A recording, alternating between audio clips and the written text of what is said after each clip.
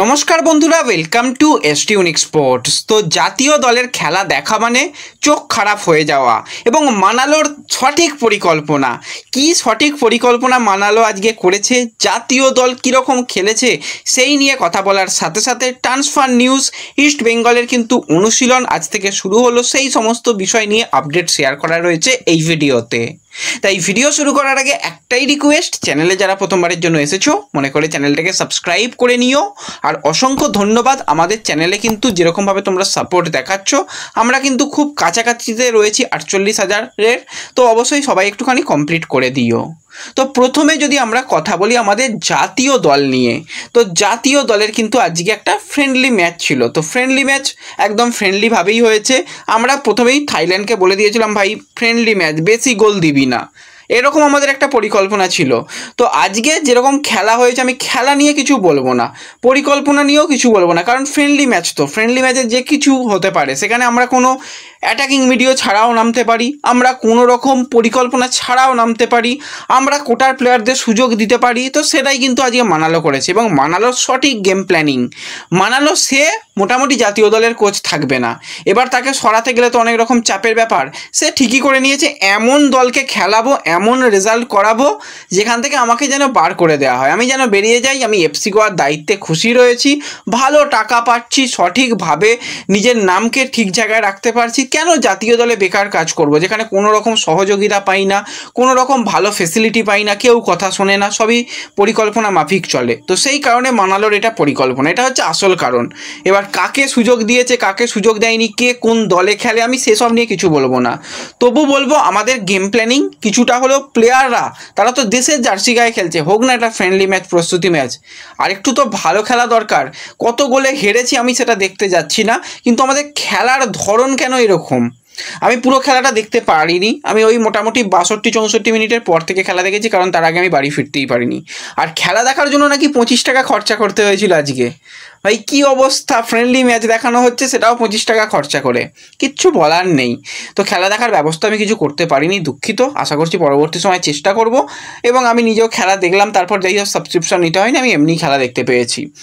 তো সেখানে কিন্তু আমি দেখলাম যে তখন আর কিছু হয়তো নেই, তখন ওরাও কিছুটা হলেও টায়ার্ড হয়ে গেছে, অনেকগুলো চেঞ্জ তারা করে নিয়েছে, আমরাও অনেকগুলো চেঞ্জ করে নিয়ে শেষের দিকে যখন একদম শেষের মিনিট 88 বা 87 মিনিটের মাথায় একটা মানে দুর্দান্ত বল রেখেছিল, তো সেক্ষেত্রে তারা, এবং সেখানে আমাদের আনোয়ার যেরকমভাবে বলটাকে ক্লিয়ার করলো অসাধারণ, সেখানে ডিফেন্সটা লাগলো। এছাড়া সন্দেশ দু একটা ক্ষেত্রে ভালো ব্লক করছিল, সেটা ভালো লাগলো। আমাদের মাঝ মাঠে কিচ্ছু ছিল না মাঝ মাঠে, সেটা পরিষ্কার বোঝা গেল। গেম প্ল্যানিং নেই, যেখানে নাওরে মহেশ, ব্রেন্ডনের মতন প্লেয়ারদের ফার্স্ট 11-এ সুযোগ দেওয়া হচ্ছে না, তাদের দিতে পারতো। আজ ডিফেন্সে অভিষেককে সুযোগ দেওয়া হয়েছিল, অভিষেক ঠিকঠাকই খেলেছে, খুব একটা খারাপ খেলেনি। আশিস রায় দাঁড়িয়ে রইল, আশিস রায়ের সামনে দিয়ে গোল হলো। আর আয়ুষ ছেত্রীকে কী করতে নামানো হয়েছিল ভগবান জানে, আর মানালো জানে। তো ওই কোটার প্লেয়ার বলে ব্যাপার স্যাপার রয়েছে। আর সেখানে আজকে আপুইয়াকে দেখে অতটা ভালো লাগলো না। যেই দল সন্তোষ ট্রফি চ্যাম্পিয়ন দলদের, বাংলা দলেদের বিরুদ্ধে হতাশাজনক পারফরমেন্স করে, হ্যাঁ ম্যাচ জেতে, কিন্তু সেই দল আর কত ভালো করতে পারবে? আমাদের দেশ বলে কোনো রকম ট্রোলিং করছি না, কিন্তু খারাপ লাগছে, মানে এইগুলো আর কিছু বলার নেই। এরকম খেলা দেখলে সত্যি চোখের প্রচণ্ড কষ্ট হবে, চোখের কষ্ট দেওয়া ছাড়া এসব কিছু নয়। তবুও তো দেশকে ভালোবাসি, দেশ সবার উপরে। তো তবুও কিন্তু আমরা ওই খেলা দেখতে বসি এবং খেলা পরেও দেখতে বসবো, কিন্তু প্লেয়ারদেরও একটু বোঝা উচিত আমরা দেশের জার্সি গায়ে খেলছি ভাই, একটুখানি তো নিজেদের 100% দেওয়া দরকার। কিন্তু অনেক প্লেয়ারই দেয় না, কেন তাদের সুযোগ দেওয়া হয় সেটা ভগবান জানে, আর যারা সুযোগ দেয় তারাই জানে। তো যাই হোক, কিছু বলার নেই, এরকম একটা রেজাল্ট। তোমরা তোমাদের মতামত কমেন্টে জানাতে পারো।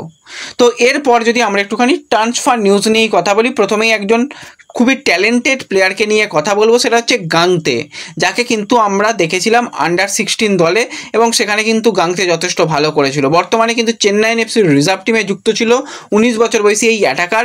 তো গাংতেকে কিন্তু এবার সাইন করাতে চলেছে ডায়মন্ড হারবার, 3 বছরের একটা বড় চুক্তিতে ডায়মন্ড হারবার তারা দলে নিতে চলেছে, এবং তাকে কিন্তু আই লিগে খেলানোর পরিকল্পনা রয়েছে। গাংতের মধ্যে সেই কোয়ালিটি রয়েছে, আন্ডার-17 দলের হয়ে কিন্তু 16টা ম্যাচে 9টা গোল করেছিল, খুবই ভালো ট্যালেন্ট এবং ইস্টবেঙ্গলের কাছে একটা গুণরাজ রয়েছে, একটা পেকার রয়েছে এবং এই গাংতে, এই তিনজনের একটা বিশেষ কম্বিনেশন আমরা আগেও দেখেছি। তো অবশ্যই গাংতের জন্য একটা ভালো ডিল হবে, কারণ চেন্নাইয়ের জন্মে সুযোগ পাবে না, আর চেন্নাইয়ে অত ভালো রিজার্ভ টিম নেই যেখানে ভালো ভালো টুর্নামেন্ট হয়। চুপচাপ বসে থাকা ছাড়া কোনো কাজ নেই, সেই জায়গায় ডায়মন্ড হারবারের হয়ে CFL খেলুক, অনেক ভালো ব্যাপার, বা পরবর্তী সময় আই লিগ খেলুক, অনেক ভালো কিন্তু গাংতের জন্য হতে চলেছে। এবং প্লেয়ারটার উচ্চতা রয়েছে, বডি স্ট্রাকচার ভালো, গোল করতে পারে, স্ট্রাইকার হওয়ার সমস্ত গুণাবলী রয়েছে। তো গাংতের দিকে কিন্তু পরবর্তী সময় আমাদের অবশ্যই নজর থাকবে।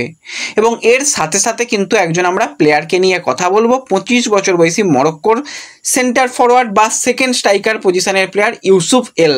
তো ইউসুফের আমরা যদি কথা বলি, সে কিন্তু ক্লাব ক্যারিয়ারে বর্তমানে যেখানে খেলছে, তো সেখানে কিন্তু সেকেন্ড টায়ার লিগের ক্লাবে খেলছে। তো সেকেন্ড টায়ার লিগের ক্লাবে খেললেও কিন্তু সে যথেষ্ট ভালো বর্তমানে পারফরমেন্স করেছে। লাস্ট সিজনে যদি আমরা দিকে তাকাই, তো সেক্ষেত্রে কিন্তু তার লাস্ট সিজনে পারফরমেন্স টপ ক্লাস ছিল। টোটাল কিন্তু যে ক্লাবে খেলছিল সেই ক্লাবের জার্সি গায়ে 45টা ম্যাচ খেলেছে, 25টা গোল, 6টা অ্যাসিস্ট করতে দেখা গেছে। ফ্রান্সের সেকেন্ড টায়ার লিগে খেলছিল, তো সেখানে যথেষ্ট ভালো পারফরমেন্স এই ইউসুফের রয়েছে। তো এই প্লেয়ারকে নেবার ব্যাপারে কিন্তু 3টে ক্লাব নাকি ইনকোয়ারি করেছে ISL এর তরফ থেকে। তার মধ্যে একটা ক্লাব শোনা যাচ্ছে পাঞ্জাব FC, তারা কিন্তু চাইছে যে এই প্লেয়ারকে নিতে, কারণ পাঞ্জাব অনেক প্লেয়ারকেই ছেড়ে দিয়েছে এবং এই প্লেয়ার বর্তমানে ছন্দে রয়েছে, তার খেলা যথেষ্ট ভালো এবং মরক্কো আন্ডার-23 দলের সদস্যও ছিল। তো এই ইউসুফকে নেওয়ার ব্যাপারে কথাবার্তা চালাচ্ছে, দেখা যাক সাইনিং যদি হয় তো অবশ্যই তোমাদের সঙ্গে শেয়ার করে নেব।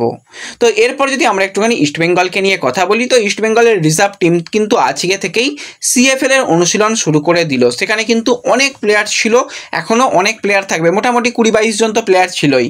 তার মধ্যে তন্ময় তো অবশ্যই ছিল, মনতোষ চাগলাদার ছিল, মনতোষ মাঝি যাকে নতুন নিয়ে আসা হয়েছে, সেই মনতোষ মাঝিকে আজকে দেখতে পাওয়া গেছে, চাকু মান্ডি, কুশ ছেত্রী, আদিত্য পার্থ, সুনীল, বিজয় মুর্মু, জোসেফ, গৌরব, সঞ্জীব, কৌস্তভ, সায়ন, জুলফিকার, এছাড়া বিক্রম প্রধান, তাকেও সাইন করানো হয়েছে, বিক্রমকে দেখা গেছে, প্রাঞ্জল, শ্যামল, অনন্তু, অবিনাশ এবং সঞ্জয়কেও দেখা গেছে, সঞ্জয়কেও নতুন সাইনিং করা হয়েছে এবং অনন্তুকে দেখা গেছে। এখনও বেশ কিছু প্লেয়ার যোগদান করবে এবং বেশ কিছু ভূমিপুত্র এবং কয়েকটা বেছে বেছে প্লেয়ার কিন্তু নেওয়ার চিন্তাভাবনা রয়েছে, সেই দিকেও কিন্তু কথাবার্তা চালাচ্ছে। তো এবং আজকে কিন্তু অনুশীলনের সময় থাংবয় সিংটোকে দেখা যায়, সে কিন্তু আসে, কিছু কথাবার্তা বলে। হ্যাঁ, এবার তাকে নানান রকম অ্যাক্টিভিটি করতে দেখা যায়, কোনো সময় ভিডিও কলিং করছিল, কোনো সময় প্লেয়ারদের সঙ্গে কথা বলছিল, আলাপ সারছিল, যথেষ্ট ভালো লাগলো দেখে, অ্যাক্টিভ মনে হলো, তাকে ফুটবলের হেড করা হয়েছে। তো দেখা যাক কী রকম তার কাজ, কী পরিকল্পনা, সেই দিকে অবশ্যই নজর থাকবে এবং আশা করা যাচ্ছে বাদবাকি যে সমস্ত প্লেয়ার, যে সমস্ত কোচিং স্টাফ বাকি রয়েছে, তারাও খুব তাড়াতাড়ি এসে যাবে এবং জোর কদমেই প্র্যাকটিস চলবে। এবং সবথেকে খারাপ লাগার বিষয় এটা, আমরা কেউ জানি না যে লাস্ট ইয়ারের CFL চ্যাম্পিয়ন কারা, তারপরও কিন্তু ইস্টবেঙ্গলের মতন দল প্র্যাকটিস শুরু করে দিল, বাদবাকি তো দলগুলো প্র্যাকটিস শুরু করে দিয়েছে, কিন্তু আমরা জানি না কারা চ্যাম্পিয়ন। তো আশা করি খুব তাড়াতাড়ি চ্যাম্পিয়ন ঘোষণা করা হবে এবং নতুন করে আবার টুর্নামেন্ট চালু করা হবে, এটাই কিন্তু আমরা চাই। এবার চাইলেই তো সব কিছু পাওয়া যায় না, ব্যাপার অনেক কিছু রয়েছে। তো যাই হোক, যা আপডেট থাকবে পরবর্তী সময় শেয়ার করে নেব। তো এই ভিডিওতে এই আলোচনাগুলোই করার ছিল। ভিডিও ভালো লাগলে লাইক শেয়ার করে দিও, চ্যানেলে প্রথমবারের জন্য এলে চ্যানেল সাবস্ক্রাইব করে নিও। দেখা হবে পরবর্তী ভিডিওতে, ধন্যবাদ।